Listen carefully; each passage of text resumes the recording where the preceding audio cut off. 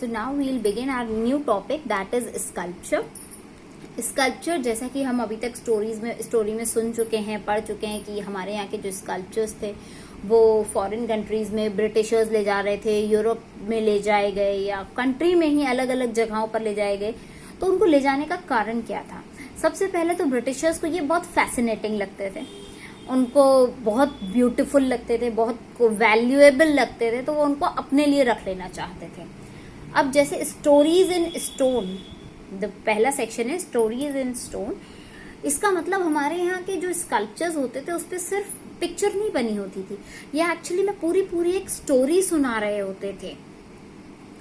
जैसे कि आपने देखा होगा जो स्टोरी सुनाने वाले होते हैं वो कई बार अपने साथ ये स्क्रोल्स लेकर रखते हैं, जिनको चरण चित्र कहा जाता है। तो वो कई बार कपड़े पर या पेपर पे स्टोरी बना के पूरी डिपिक्ट करके लिखे रखे होते हैं।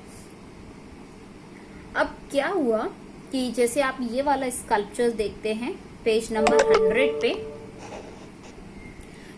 100 पे जब ये आप स्कल्पचर का पिक्चर देख रहे हैं तो देख के एक बार में लगता है कि ये किसी गांव का सीन है, कि ये आप देखो तो पेड़ वेड़ लगा हुआ है और गांव के जो घर होते हैं कुटिया टाइप्स वो हैं, ट्रीज बने हुए हैं, बहुत सारे लोग हैं, बच्चे हैं। बट इसको बाद में जब स्टडी किया गया तो स्टडी से पता चला कि ये जो वेसंतरा जताका है, वेसंतरा जताका जो है, ये इसमें से एक सेक्शन लिया गया है जिसको स्कल्पचर के फॉर्म में डिपिक्ट किया गया है। इस पिक्चर में दिखाया जा रहा है एक्चुअली में कि एक बहुत ही अच्छा प्रिंस था, उसने अपनी सारी चीजों को ब्राह्मण को दान कर दिया था, जितना भी चीज उसके पास था वो सब दान कर दिया था। तो उस सेक्शन को इसमें शो किया गया है। तो हिस्टोरियंस ने फिर इसकी मीनिंग्स को, ऐसे स्कल्पचर्स के मीनिंग को अंडरस्टैंड करने की कोशिश की, उनको टेक्सचुअल एविडेंसेस के साथ कंपेयर करने की कोशिश की। और ये सेक्शन हमारा जो नॉर्दर्न गेटवे है उस पे देखने को मिलता है। नॉर्दर्न गेटवे पे ये लगा हुआ है, बना हुआ है स्कल्पचर।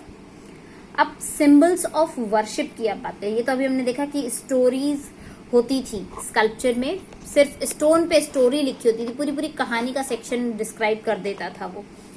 अब इस पे सिंबल्स होते थे वर्शिप वाले। जैसे आर्ट के हिस्टोरियंस जो हैं उन्होंने कई फेमिलैरिटीज देखी, कई सिमिलैरिटीज देखी कि ये जो हैजियोग्राफीज थी, हैजियोग्राफी थी बुद्धा की। हैजियोग्राफी हमने अभी पढ़ा था कि क्या थी, जब किसी जो पूजनीय इंसान का या जो कोई ब्राह्मण टाइप आदमी होता था उसके ऊपर जब लिखा जाता था तो उसको हैजियोग्राफीज कहते थे। तो जो बुद्धा की हैजियोग्राफी थी उससे कंपेयर किया गया, सिमिलैरिटीज देखी गई इन स्कल्पचर्स को समझने के लिए। तो ये पता चला कि अकॉर्डिंग टू हैजियोग्राफी जो बुद्धा थे उनको जब एनलाइटमेंट मिला था, उनको सत्य का जब ज्ञान हुआ था, तब तो कैसे हुआ था, जब वो एक पेड़ के नीचे बैठे थे और मेडिटेशन कर रहे थे। और कई सारे पुराने जो स्कल्पचर्स हैं वो बुद्धा का ह्यूमन फॉर्म नहीं दिखाते हैं कि बुद्धा एक्चुअली में एग्जिस्ट करते थे तो उनका स्टैचू बनाया जाए। तो स्कल्पचर्स में उनकी स्टैचू कहीं देखने को नहीं मिलती है।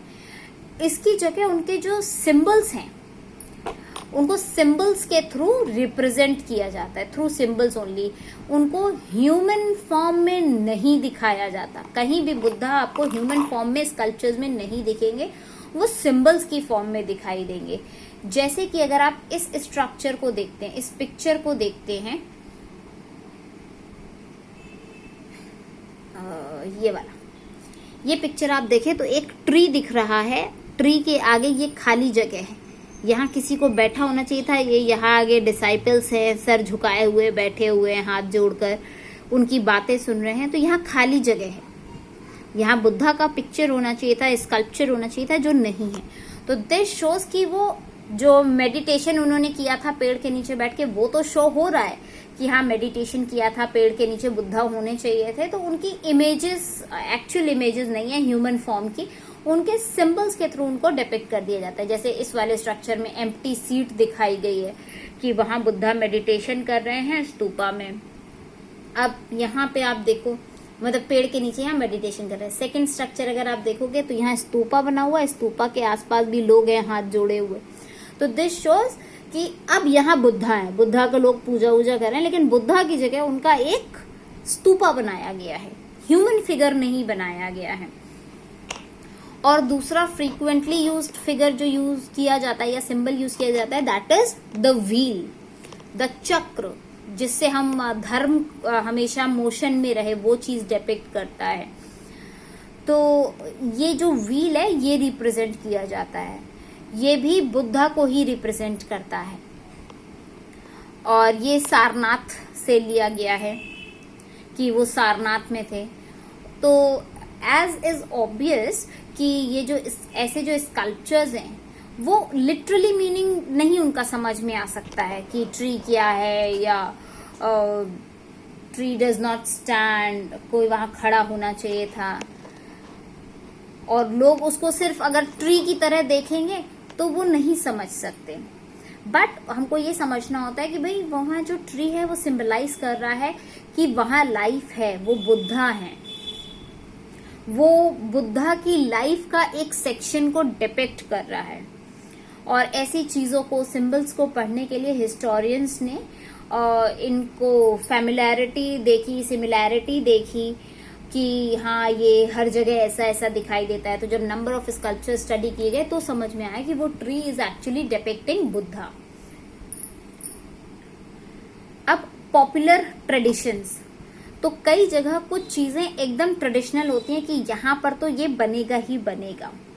जैसे कि ये स्टैचू अगर देखें तो एक लेडी का स्टैचू है जो कि एक पेड़ से लिपटी हुई है, मतलब पेड़ से पेड़ को एम्ब्रेस किए हुए है या लटकी हुई है। और ये स्ट्रक्चर अधिकतर गेट्स पे दिखाई देता है। और ये एक्चुअली में बुद्धिस्ट से नहीं है इंस्पायर्ड। इसमें जैसे ब्यूटीफुल वुमेन है, स्विंग कर रही है वो गेटवे के ऊपर। तो इनिशियली स्कॉलर्स थोड़ा सा परेशान हुए इस इमेज को देख के कि ये कैसे, मतलब किससे रिलेटेड है। लेकिन जब इसको बहुत अच्छे से एग्जामिन किया गया, लिटरली इसके ट्रेडिशंस को देखा गया, तो उनको ये समझ में आया कि ये रिप्रेजेंट कर रहे हैं जो कि संस्कृत में डिस्क्राइब किया जाता है इस नाम से, शलभंजिका। इसको संस्कृत में शलभंजिका नाम से कहते हैं। तो ये गेट्स पे देखने को मिलता है और ये पॉपुलर बिलीफ माना जाता है कि ये लेडी एक थी जो जिसको भी टच कर लेती थी, तो जिस पेड़ को भी टच कर लेती थी तो वो फ्लावर बेयरिंग हो जाता था, उसमें फूल आने लगते थे, उसमें फल आने लग जाते थे। तो इस लेडी को शलभंजिका कहा जाता था कि ये पॉपुलर बिलीफ माना जाता था कि एक ऐसी औरत थी जो उसको टच कर लेती थी जिस भी पेड़ पौधे को, उसमें फल फूल आने लगते थे, तो प्रॉस्पेरिटी की निशानी हो जाती थी। और इसीलिए इसको एक ऑस्पिशियस सिंबल माना गया और डेकोरेशन में यूज किया गया, स्तूपा के डेकोरेशन के लिए यूज किया गया। तो ये जो शलभंजिका का मोटिव है ये सजेस्ट करता है कि कई सारे लोग जो बुद्धिज्म में आए हैं वो अपनी जो उनकी प्री बुद्धिस्ट या नॉन बुद्धिस्ट बिलीफ्स थे या जो प्रैक्टिसेस थी, जो आइडियाज थे,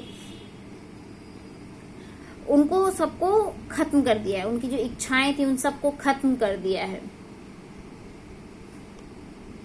और उन सबको एकदम नेचर से जोड़ दिया। अपने जितनी भी चीजें थी, जो वर्ल्डली चीजें थी, उनको अब उसने नेचर के साथ कनेक्ट कर लिया है।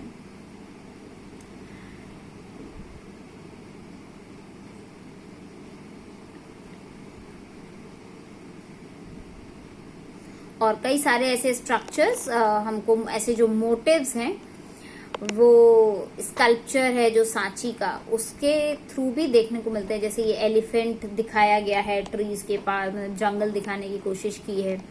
कई ऐसी इमेजेस और भी थी, जैसे कि एनिमल्स का डिपिक्शन देखने को मिलता है, जिसमें एलिफेंट्स, हॉर्सेस, मंकी, कैटल्स देखने को मिलते हैं। और जबकि जो जातक है उसमें कई सारे एनिमल की स्टोरीज भी डिपिक्ट की जाती है, जो सांची में देखने को मिलता है कि कई सारे एनिमल्स को कार्व किया गया है, लाइव सीन्स में व्यूअर्स को देखते हुए दिखाया गया है। और कई बार ह्यूमन एट्रीब्यूट्स के लिए भी इन एनिमल्स को डिपिक्ट किया जाता है। ह्यूमन एट्रीब्यूट्स की अगर हम बात करें तो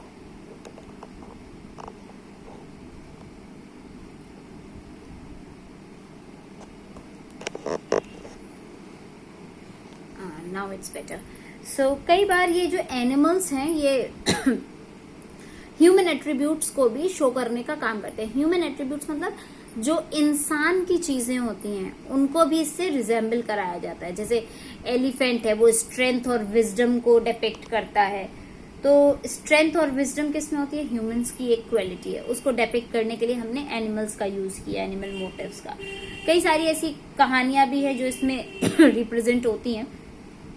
अब इसमें हम देखेंगे तो शलभंजिका एक इम्पॉर्टेंट चीज है जो कई बार आ जाती है एग्जाम में। यहाँ पे हम देख सकते हैं गजलक्ष्मी शो की गई हैं। गजलक्ष्मी में एक लक्ष्मी जी का स्टैचू जैसा है जो कि एलिफेंट से घिरा हुआ है। तो गज मीन्स एलिफेंट, तो गजलक्ष्मी शो किया गया है। अब इधर हम लेफ्ट में राइट साइड में अगर देखते हैं तो इट्स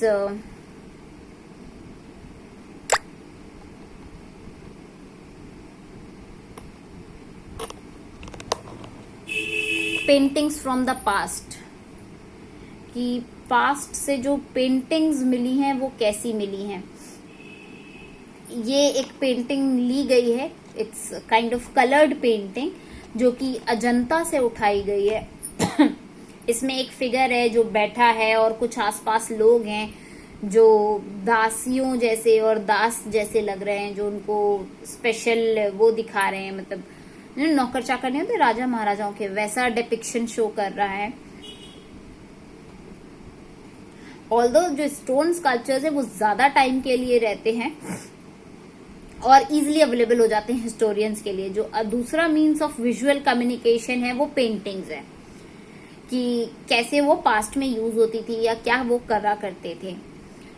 और जो अभी बेस्ट ऐसी पेंटिंग्स, क्योंकि पेंटिंग्स विद टाइम खराब हो जाती हैं, स्कल्पचर्स फिर भी रह जाते हैं, तो जो पेंटिंग्स अभी जो मिली हैं वो अजंता की केव्स में मिली हैं, महाराष्ट्र में जो अजंता की केव्स हैं। और अजंता की जो केव्स की पेंटिंग में स्टोरी दिखाई गई है